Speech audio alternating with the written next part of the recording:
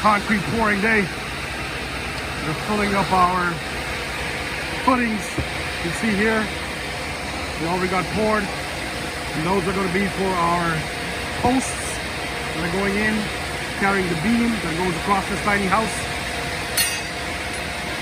We're running early.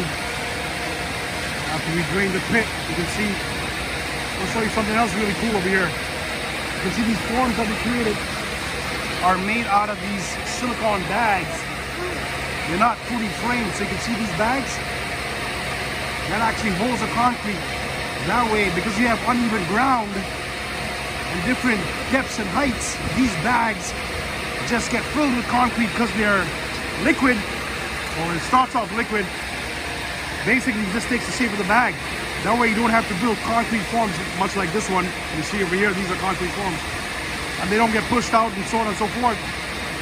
And then after, you got to pull these concrete forms off once the cement sets. That takes a lot of effort, a lot of time. So with these bags, you can do that in all weather. They just staple on to the top of the form there. Right there. And boom.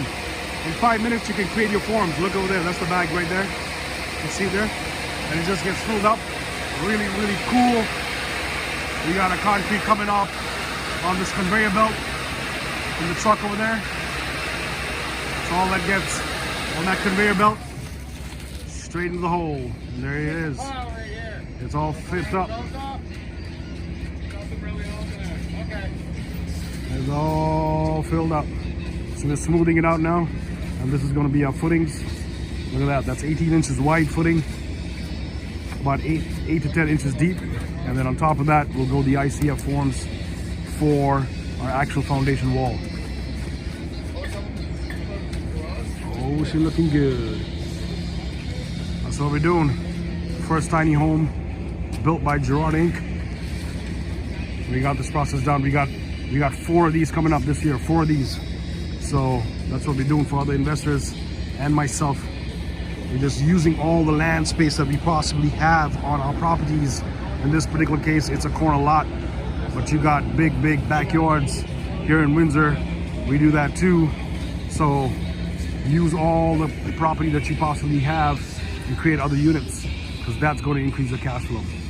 Okay, so what we're gonna do is we're gonna let this set now. Therefore, we have that